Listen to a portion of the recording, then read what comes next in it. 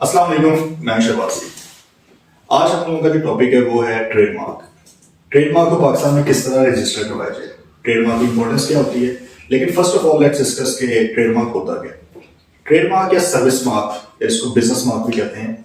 इससे बना रहे कि जी किस नेम से आप अपना बिजनेस कर रहे हैं, आपका लोगो क्या है, लोगो का डिजाइन क्या है, और आप चाहते हैं कि वो डिजाइन या वो नेम कोई और बिजनेस कॉपी ना करे।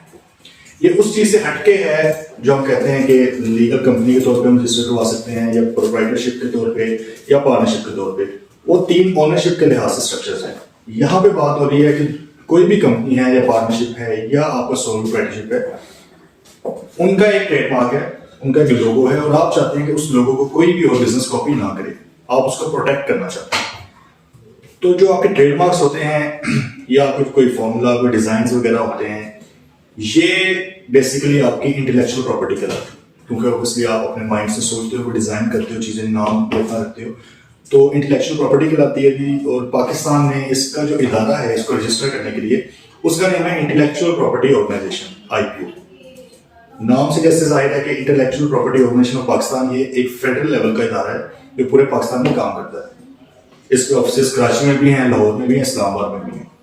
तो जिस प्रोविंस में आपने करवाना हो, बेहतर होता है कि आप उसी प्रोविंस में जाके उनके जो रजिस्ट्रार हैं उनसे अपना प्रोसेस स्टार्ट करवाएं। इंपॉर्टेंस इसकी आप लोगों को थोड़ा आइडिया होगा, वो इसलिए कि सबसे पहले तो ये आपका ब्रांड बिल्ड करता है। जिस कंपनी का ट्रेडमार्क रजिस्टर होता है वो एक ब्रांड बनता है, वक्त के साथ साथ लोगों का उसके ऊपर ट्रस्ट होने लग जाता है। मार्केट प्लेस में लोग उस पर ट्रस्ट करते हैं कि ये ब्रांड काफी पुराना है। ब्रांड की फिर एक वैल्यू भी होती है।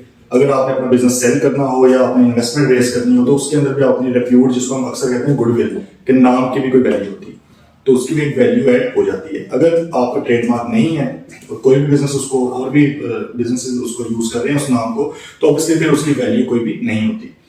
तो ये कुछ फायदे हैं जिसकी बेस पे ट्रेडमार्क रजिस्टर करवाना रेकमेंड किया जाता है। अब इसका थोड़ा सा प्रोसेस आपको गाइड कर देते हैं।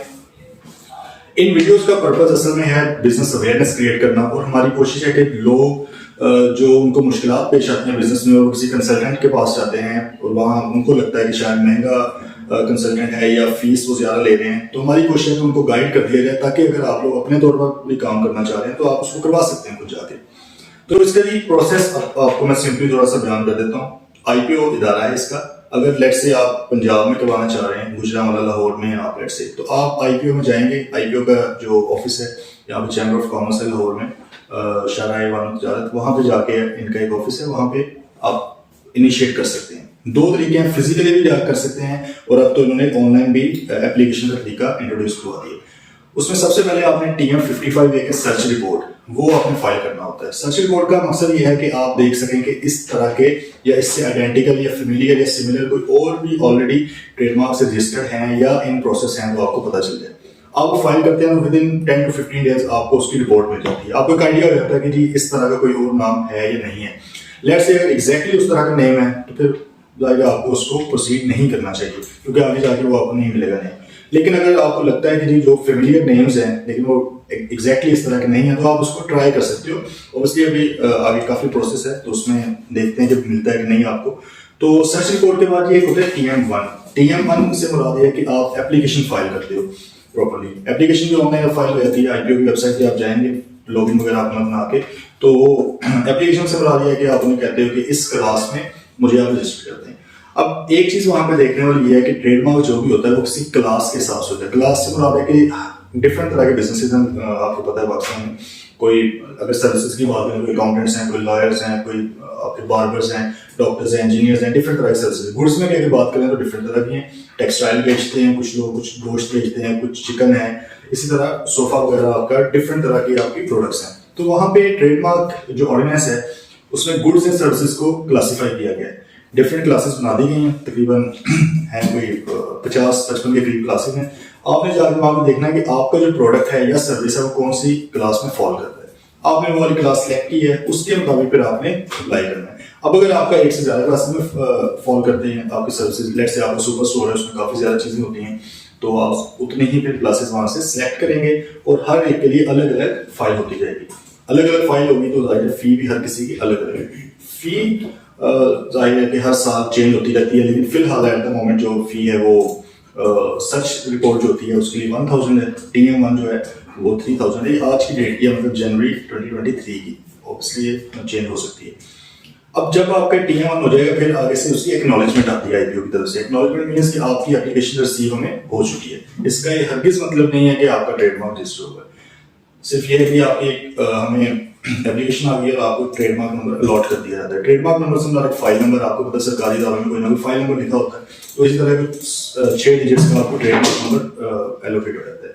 फ्यूचर में आपने जब भी उनके साथ कॉरेस्पॉन्डेंस करनी है तो आपने ट्रेडमार्क नंबर बता देना है। उसके बाद ही उनका प्रोसेस स्टार्ट होता है। आपकी तरफ से सिर्फ नोटिस का रिप्लाई किया जाएगा, जब वो कोई चीज़ पूछेंगे उसको आपने जवाब देना है, खुद आपने कुछ इनिशिएट नहीं करना। उसमें फिर वो जर्नल में भी पब्लिश करते हैं। जर्नल उनका एक न्यूज़पेपर टाइप आप समझ लें, आर्टिकल एक होता है, उसमें वो पब्लिश कर देते हैं कि ताकि अगर किसी को ऑब्जेक्शन हो उसके ऊपर, किसी को हो कि जी नहीं ये वाला ट्रेडमार्क कोई और बंदा क्यों यूज़ कर रहा है, तो मैं ऑलरेडी यूज़ कर रहा था, तो उसके ऊपर अपना ऑब्जेक्शन रेज करते हैं। ये प्रोसेस होता है। फिर उसमें अगर कोई गलती शलती हो आपकी एप्लीकेशन में, कोई क्लैरिकल एरर्स हों, उनको सही करने के तरीके होते हैं। तो ये सारा कुछ करने के बाद फिर, लेकिन ये प्रोसेस प्रैक्टिकली अगर बताया जाए तो कोई 1.5 से 2 साल का कोई थोड़ा प्रोसेस नहीं है।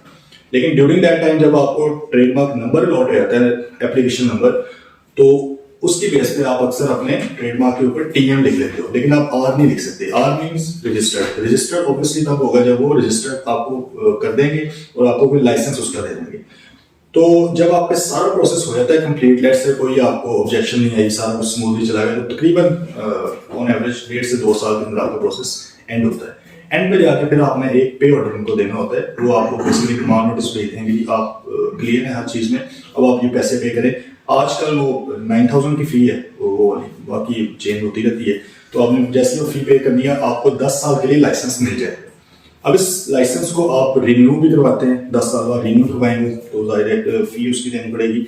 आप उसको ट्रांसफ़र भी कर सकते हैं, उसके भी तरीके हैं, सारे फॉर्म्स अवेलेबल है IPO की वेबसाइट पर। तो इस तरह की आप लोग अपना ट्रेडमार्क रजिस्टर करवा सकते हैं। और रिकमेंडेड यही है कि अगर आप अपने बिजनेस को लॉन्ग टर्म चलाना चाहते हैं तो उसका ट्रेडमार्क रजिस्टर करवा लें ताकि वो प्रोटेक्ट हो जाए। Thank you so much. इंशाल्लाह एक और वीडियो के साथ।